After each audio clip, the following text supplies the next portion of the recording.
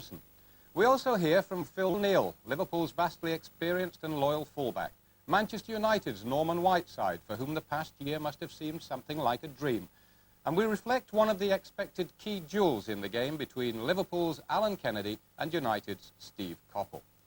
Surprisingly, it's only the third time these two great clubs have met at Wembley. The previous occasions were both in 1977, starting with the FA Cup final when Liverpool was seeking to become the first league club to win 3 major competitions in a season.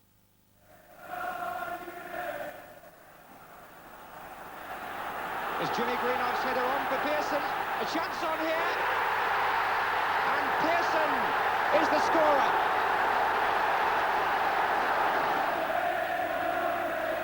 McDermott for Liverpool.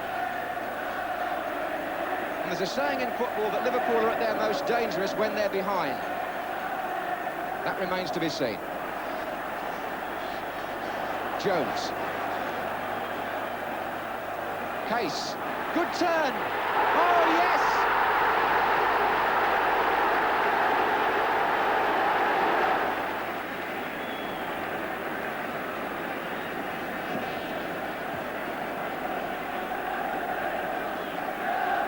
Tremendous for the crowd, especially the neutrals, that the match should have opened up in quite that way with 2 goals in 2 minutes.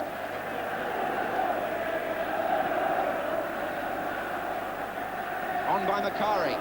Smith slips slightly. Jimmy Greenoff. And is it gone in by Macari, is it? In fact, it was credited to Jimmy Greenoff. So 2-1 to United, and 3 months later the two clubs were back at Wembley, sharing the Charity Shield after a goalless draw. A match, incidentally, when one K. Dalglish made his debut for Liverpool. He's not been a bad buy for 440,000, has he? Strangely, Kenny hasn't scored during this season's Milk Cup run, a run which has seen Liverpool beat Ipswich, Rotherham, Norwich, West Ham, and in the semi-final, Burnley.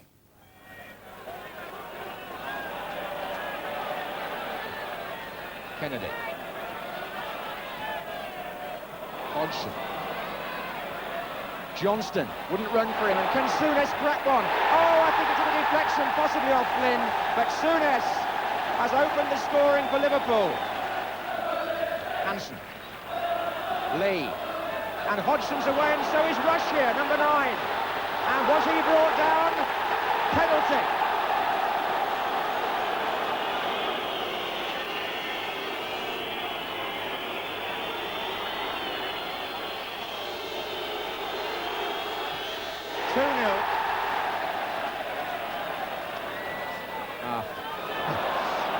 Read that, and Liverpool could have an extra man here if they play it right. Dalglish on the ball, and through the middle, unmarked Hodgson. Can he make it 3? David Hodgson, yes. And on their way to Wembley, Liverpool scored 12 goals and conceded just 3. In contrast, Manchester United let in 6, but scored 20 as they overcame Bournemouth, Bradford City, Southampton, Nottingham Forest, and in the semi-final, Arsenal. Of course, it was during that second-leg victory against Arsenal that United skipper Brian Robson sustained the ankle injury which keeps him out of action today. So what are Brian's thoughts about the final? Here he is talking to David Davis. Brian, less than 3 hours now before the kick-off, how would you assess the mood in the United camp? It's very good. The lads are very relaxed, and I think it's been a good idea coming down yesterday, Thursday. So then the lads have been all together. But they're very relaxed and they're in good humour. It's a different way of approaching a game, though, to Liverpool. Liverpool came down yesterday evening, Friday evening. Which do the players really prefer? Yeah, I think it's nice to come down, you know, the day before the game, if it's a league game, because then you're just away from the family the one night. But I think for a big game like the League Cup final, it was nice to get down here on the Thursday and then have a little relaxing training on the Friday in Hyde Park. And this is a very big game, a very special game for United, isn't it? Oh yes, this could be the start of big things for us. You know, they say once you get the first trophy on the cabinet, then, you know, the others will come. So we're just hoping that works like that. So you agree with Ron Atkinson that this could be the springboard to so much more for United? Yes, I think it could be, because it'll just instill confidence in the lads, you know, and then they'll go from there. Tactically, where do United start to take on Liverpool? I don't think you can plan anything against Liverpool. I think you've just got to get out there on the day, compete and work. you know, and hope things go well for you on the day. And from your own point of view, when did you actually give up all hope of playing in this game? Did you ever really have a serious chance? I think I did when I first came out to Plaster. I thought I had a slight chance of playing in it. But I saw the specialist on Monday, and he said that it wasn't very likely that I would play. You know, but even up till Wednesday, I hadn't put it completely out of my mind. But doing one training session, that convinces that I wouldn't be quite right for the game. When will you be back then? Will you be ready for a replay, if there is a replay? Yes, I think the replay is a week and a half away, if it does go into that. So I'd be hoping that I will be able to play in that. So you're secretly hoping for a replay? Well, as long as we win the replay. But obviously I'm looking forward to the lads winning today.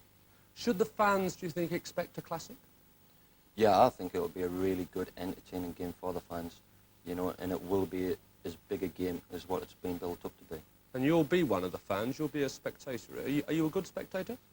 Not really. I watched the lads play against Everton in the quarter-final, and I've never felt so bad before watching a football game. So I think it'll be double that today. And if you win, as a morale booster to get back to Wembley in May for the FA Cup final? Yes, that's my aim now. You know, I'm hoping to get back for the semi-final. You know, hopefully we'll win that, so at least I'll get a cup final in this season. Brian, enjoy the game. Thanks very much indeed. Cheers, David. Well, I wonder how much United will miss Brian's drive and experience. For instance, for young Norman Whiteside, it's his first time at Wembley. He's still only 17, and this time last year had not been seen in a United first-team shirt. What a remarkable rise to fame since then. 2 end-of-season league games were followed by a trip to Spain with Northern Ireland, where Norman took Pele's record as the youngest player ever seen in the World Cup finals. And this season, he scored 10 goals as a regular in the United side.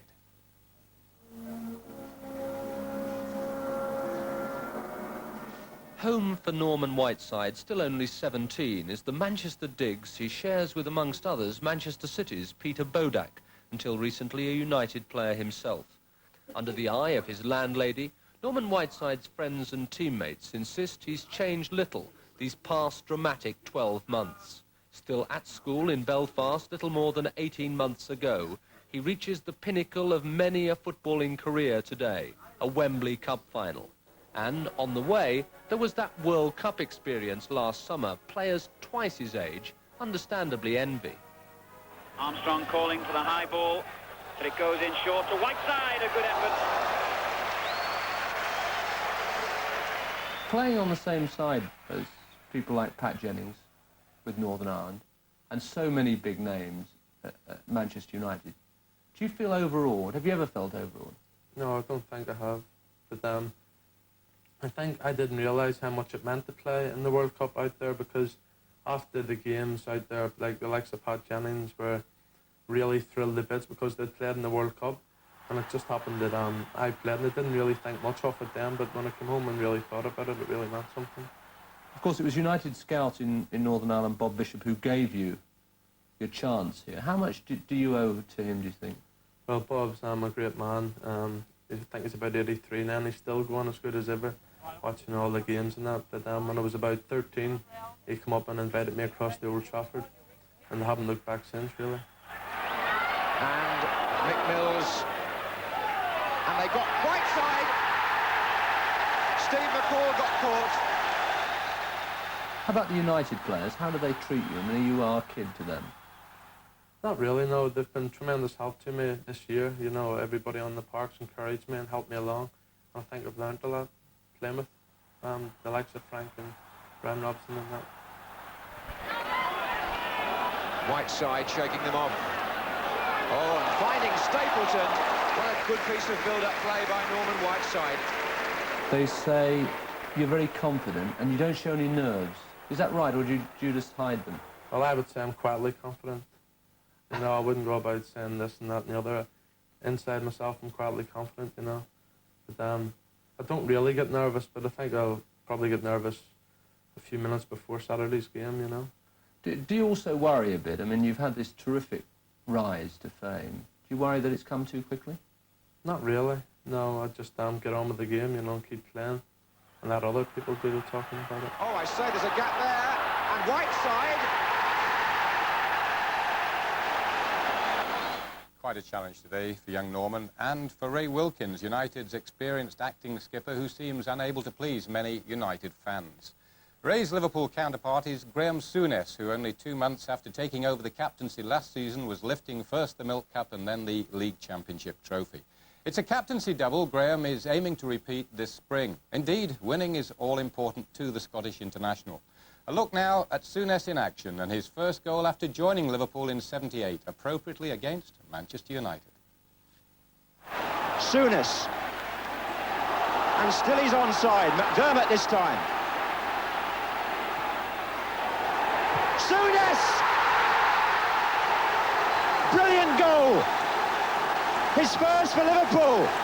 Graham Souness now just one of many experienced players in the Liverpool squad. In fact, of today's team, only Craig Johnston hasn't played at Wembley before.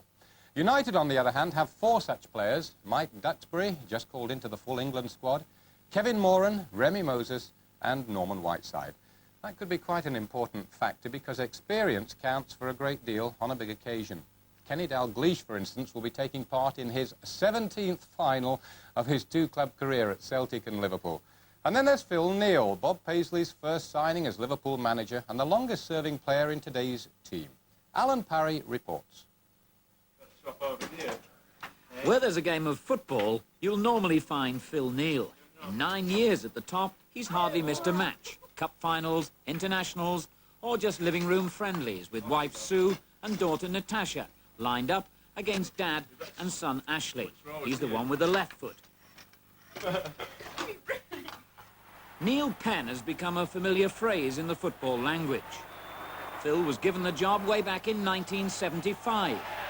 And he's been doing it mostly with success in the cup finals in which Phil Neal has played for Liverpool. Do they still provide him with the same excitement? You obviously get the same thrill, Alan, if you're a model professional, which I obviously class myself, that's my living, and I've got to build myself up for every game. Obviously this one's a bit special in that it's in the National Stadium, and for me, any game in the National Stadium is a very special thing, and the Butterflies will go on Saturday, and it's against a big team that's on the up all the time, Man United, and so I can see a terrific game in prospect. Neil set Liverpool on their way to Wembley with this semi-final penalty against Burnley, and it's generally agreed that his form at the moment is outstanding. Yeah, I'm enjoying it, Alan. I can smile. I don't know what it was at the start of the year, Alan, but probably mentally I was attuned to the start of the season. Whether it was sitting on the bench for such a long time in the World Cup, I don't know. But I'm having a smile and a giggle with the fans, and the fans have been absolutely great to me this year, and they have all the time, but particularly they've got with me this year, and I've enjoyed their encouragement, and I think they've seen the best of me. Forward by Stevens. In by Heath, and Neal across to meet Sharp. You almost look sharper and fitter. Yeah, I say I bought a new Wembley suit the other day, and I think I've actually lost an inch around the waistline, so I've actually lost some weight too, Alan, yeah. So you're enjoying it at the moment. Does that make you think that you can go on longer than you'd expected? It does, Alan, yeah. When you think, I've got 11 goals this year, I think Stevie Coppell's only got 14, so, I know a few of mine come from penalties, but having said that, there's not too many right full-backs sticking a few goals in. Hodgson. Phil Neal. Oh, nicely taken. Phil Neal's experience is vital to Liverpool today, and if he wins another medal, then who could blame England's most famous right-back if he chose to do cartwheels across Wembley again? Phil Neal in fitness and form, one of football's most consistent players. Right, time now to hear the latest news of the Liverpool team, and joining Alan Parry down on the pitch below me is Phil Thompson. Well, Liverpool are at Wembley so often they've even given them their own key, so theirs is a well-practiced pre-match routine, and the only hiccup came at 8:30 this morning at their North London hotel when a fire alarm went off by accident and woke a few of the players. And there's absolutely no truth in the rumour that Ron Atkinson was seen disappearing with a box of matches. But really the one thing that Liverpool and Manchester United do have in common today is that they're both unable to pick an experienced international because of injury. In Liverpool's case, it's Phil Thompson. And Phil, I'm afraid this is something you make a habit of doing, missing important matches. Yeah, 1977 I missed the European Cup and FA Cup. And a couple of years ago I missed the League Cup game against West Ham here. Fortunately I played in the replay which we won 2-1 in the end at Villa Park. So that wasn't too bad. I've played enough anyway, not to sort of, let it get me down. But I'm desperately, I would have liked to have played today. Now, I've been up at the Liverpool Hotel this morning, and it's amazing how relaxed everybody seems. It's as though it's just an ordinary league match here in London. Would that be the right impression that I've gained?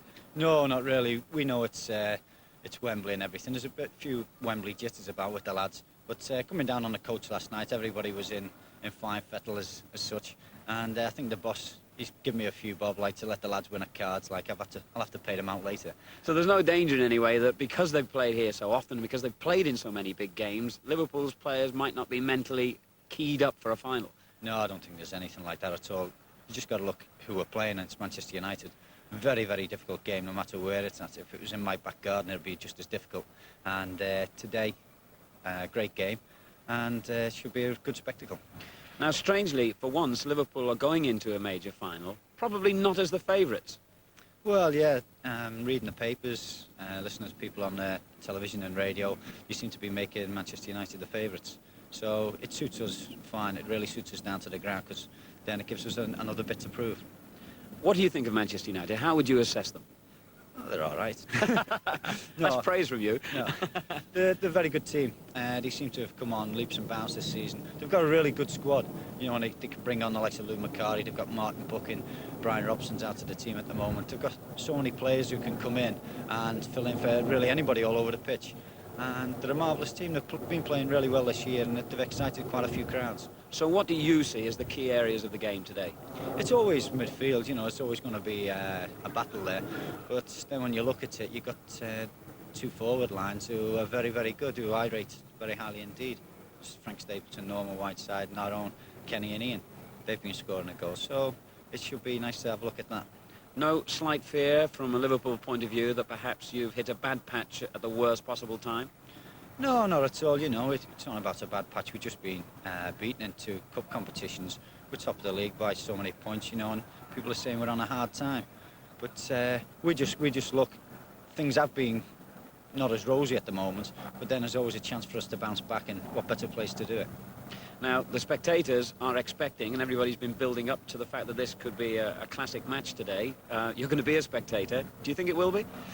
I think it's got a fair chance, but all the time when these games are built up to be, an absolutely magnificent game, there's always a come down.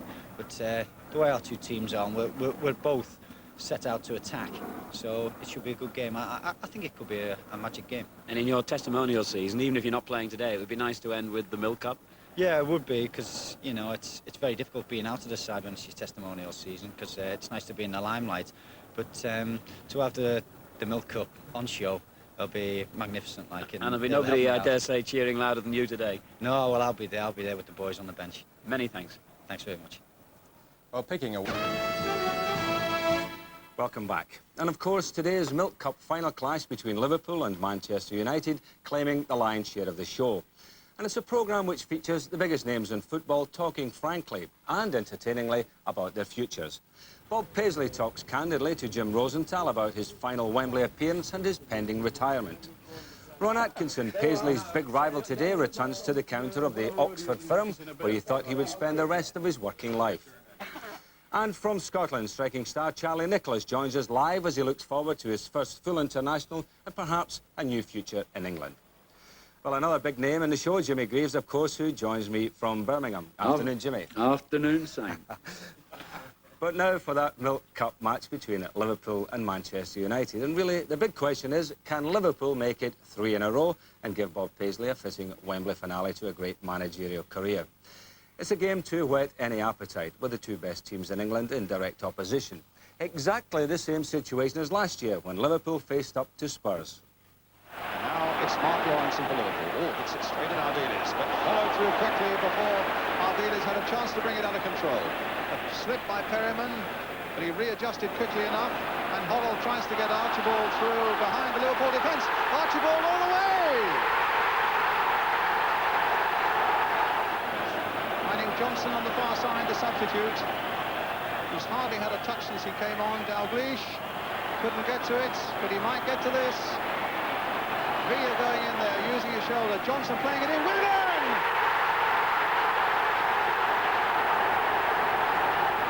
Well, that was Ardiles' mistake and it's rush.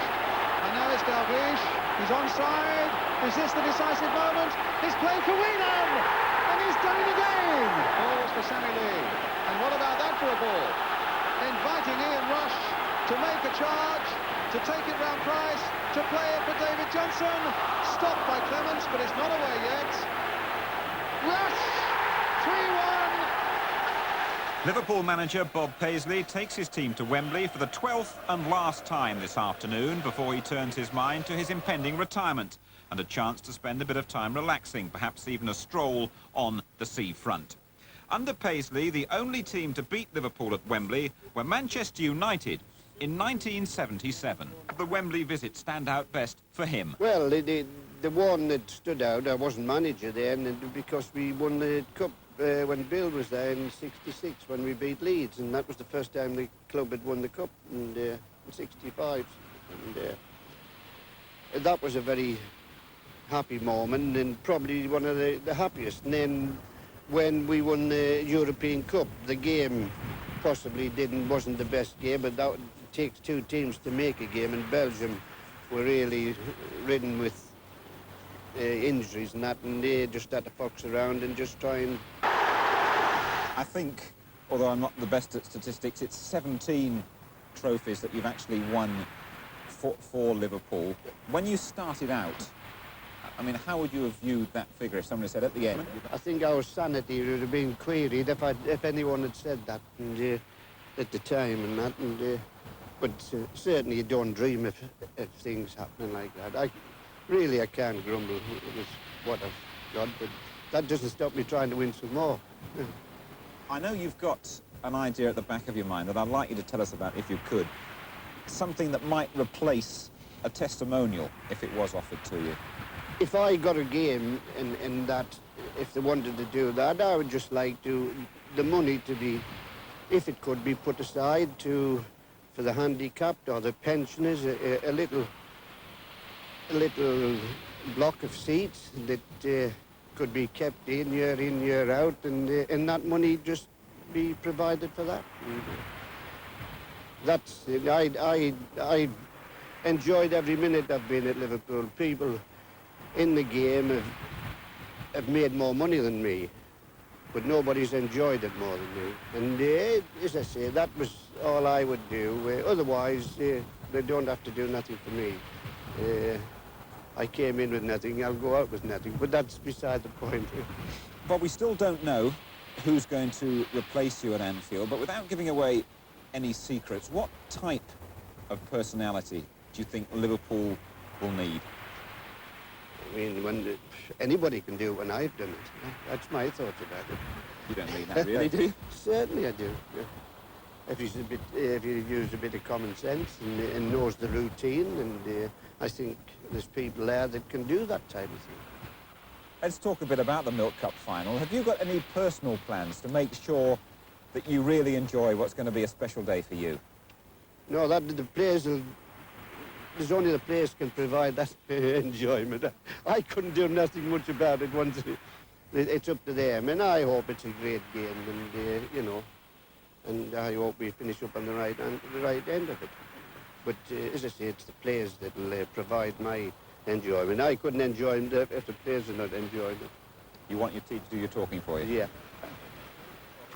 So Bob Paisley sticks by his beliefs and the Liverpool tradition right to the end. No matter what happens today, he can still walk out of the game as the most successful football manager in British history.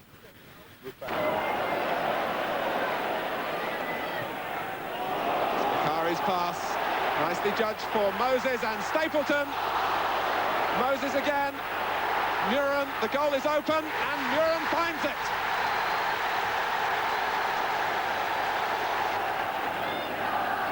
Kennedy.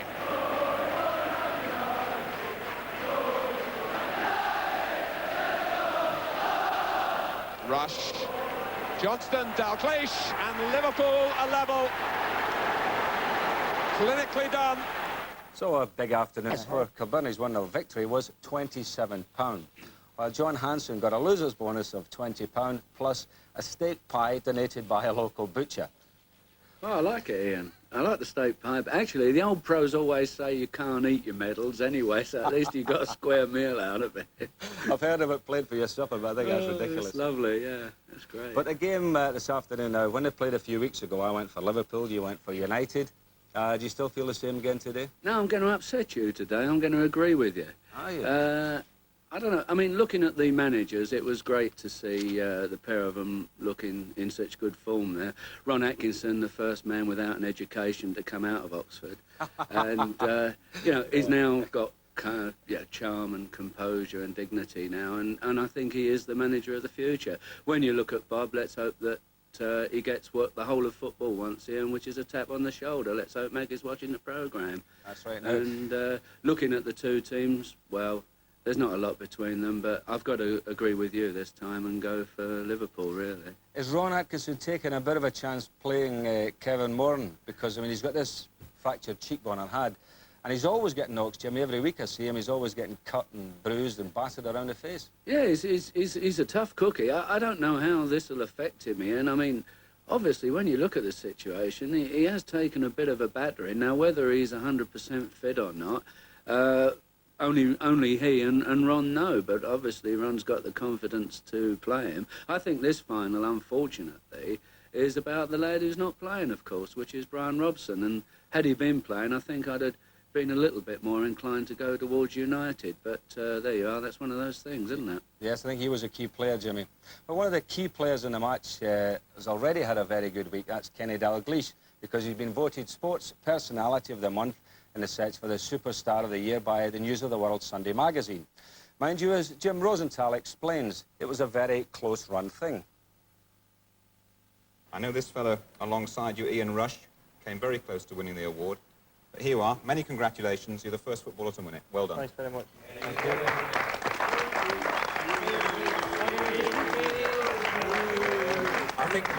I think we've got to squeeze a few words out of you, Kenny. Well, it's basically because the lads that are sitting here at the table that I've managed to win this award, and I'd just like to publicly thank them, each and every one of them, and commiserate with Russia.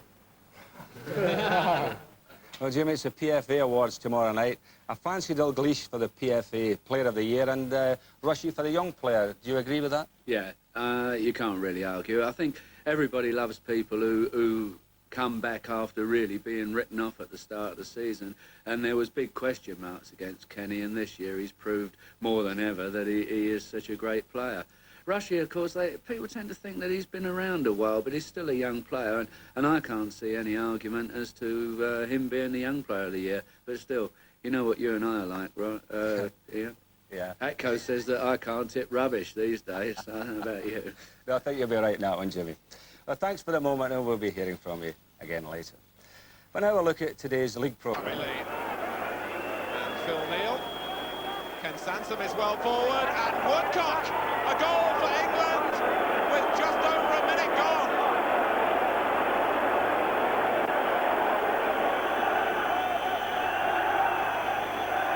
First time from Alvin Martin. Over Mariner, and Woodcock's in the clear. And Tony Woodcock collects his second with great aplomb. England have had some joy with free kicks from this type of position. It's Woodcock who's over the ball. Robson there as well, and Lee will hit it. It's deflected, but it's 3-0. Well, Trevor Francis missed that game, but he's expected to be back on Wednesday night. An interesting choice by Bobby Robson. Crowd of 100,000. And these, of course, two of the best supported clubs in football in Great Britain. Meanwhile, out of their sight, in the tunnel below, Gordon McQueen, the Manchester United, you always heard me, I think. Gordon McQueen, the Manchester United centre-half, warming up. He's one of the fastest players in football, by the way. He's very deceptive, Gordon. Well over 6 feet. going through his own warming-up routine before the match. You can hear the roars of that crowd outside that will greet them in just a few moments. This, by the way, will be Match of the Day special tomorrow afternoon on BBC One. Well, let's hear now from Bob Paisley and Ron Atkinson, who are talking to Bob Wilson. Well, with me now is Bob Paisley and Ron Atkinson, the two men who have a very important task, certainly over the next 40 minutes. Would you agree with that, Bob? Well, I've just been saying to Ron, we won't get a kick, but the two teams will have a very important business. But I was... You're talking about before the game, huh? I was really saying that now you've got that little key area just before kick-off when you have to make sure the lad's in the right frame of mind. Yeah, hopefully, yeah. It's your 12th visit, of course, whereas for you, Ron, it's the first time leading out a side here at Wembley. That's right, yeah. In fact, Bob was just telling me I've got to follow him. He'll show me the way out. He'll show me my way around. It's quite a long way, isn't it, from Kettering Town? It is, yeah, but it's the sort of thing when you're manager of Kettering Town or whatever you aspire for. And like the man's just told me, he said, make sure you come again. I intend to. I'm sure it's a very emotional day for you, Ron, but at the same time, it's, of course, a very emotional day for Bob, because it's the last time we're going to see him leading out a side in a cup final. Can you just, first of all, pay tribute to the man? Yeah, I think I've said this week to people, if you look at a man's record, it stands beyond. Nobody will ever beat that, you know. But I honestly don't think Bob has achieved the recognition that he'll get in 4 or 5 years' time. Then he'll be probably rated the greatest manager of all time, although his record says he is now. Well, there's no doubt about that, but Bob, I must just ask you about your own feelings on this day. You've always said you love Wembley, you love walking out of that tunnel. Yes, well, as I say, you know, there's 90 other people, well, not 90 managers haven't been on here for the first time. So you can be, you know, I'm just glad to get here, and it's a wonderful feeling.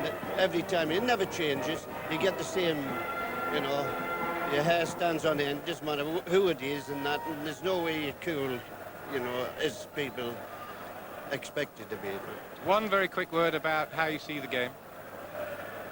The only thing I know that George Courtney he'd get them all together and then he'd blow. And then what happens?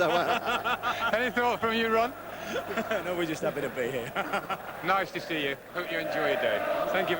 All very relaxed, isn't it? Liverpool versus Manchester United, the final of the Milk Cup this afternoon at Wembley, and you'll be able to see the match on Match of the Day tomorrow, BBC One at 5 o'clock. Time, with Liverpool winning by 2-1. Here's Michael Blakey. So Liverpool have won the final for the third year in succession. Some consolation after being knocked out of the European Cup and the FA Cup. But it was United wearing the white shirts who took the lead through 17-year-old Norman Whiteside. The commentator is John Motson. McQueen looks for Whiteside. Took it down beautifully, turned away from Hansen. Whiteside! What a fantastic goal by the 17-year-old after 12 minutes play. Johnston. Lee. Again, the outlet is the fullback, Kennedy. It's in! Here's Dalglish. Shot struck Macari. Kennedy. Whelan. And again, Whelan's scored it! Brilliant goal! Ronnie Whelan, who got 2 last year against Spurs, has scored the second for Liverpool today.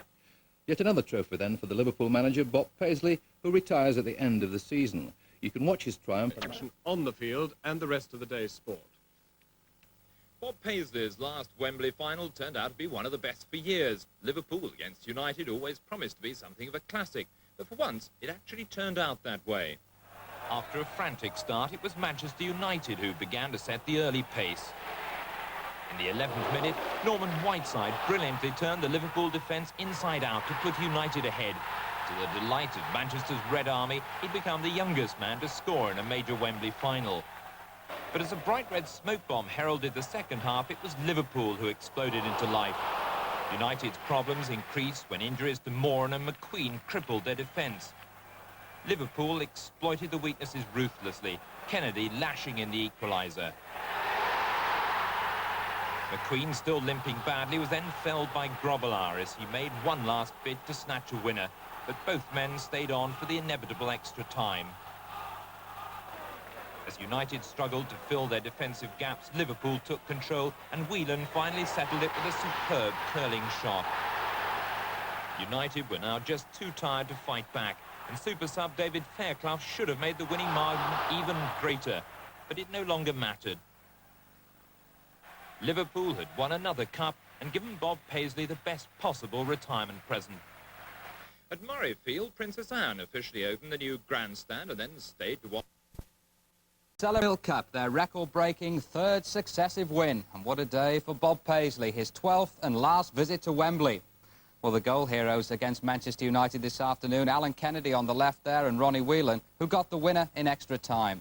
But it wasn't skipper Graham Souness who lifted the cup. It was, in fact, Bob Paisley himself. An emotional moment as a remarkable era nears its conclusion. And we'll be hearing from Bob a little later on.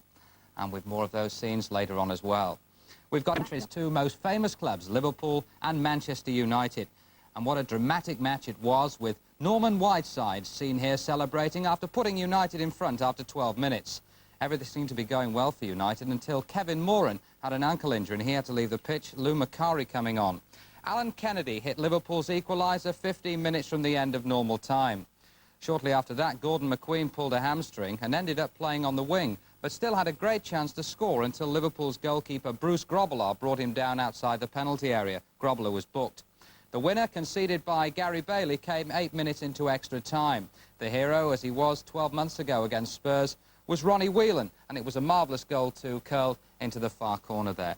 So after extra time, Liverpool retained the Milk Cup, their record-breaking third successive win in the competition. But today's match will be remembered for the emotional scenes immediately afterwards. Never before had a manager received a trophy at Wembley, but the Liverpool players insisted that honour go to Bob Paisley on his last appearance at Wembley, his 12th visit there as manager, 9 years after taking over from Bill Shankly. An appropriate moment creating a little bit of history as the great man's career draws to a close. Well, as the Liverpool party left Wembley, they were joined on their coach by Jim Rosenthal. We always felt, even when we were one down, Jim, that we're in command. We're in the same position last year and we bounced back and got the right result. We had so much of the game today, apart from the first 10-15 minutes, that even so after they scored, we knew we were capable of getting one.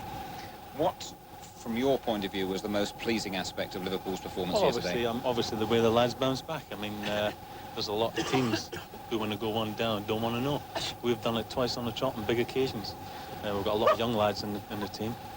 Just had one young man bark in there, Kenneth. We showed a lot of character today, Jim. We never thought we were going to lose the game, and it was nice to get one in. You make it... Keep it clean, boy. Keep it clean. Someone unkindly up there said it was a cross and not a shot. Is that fair?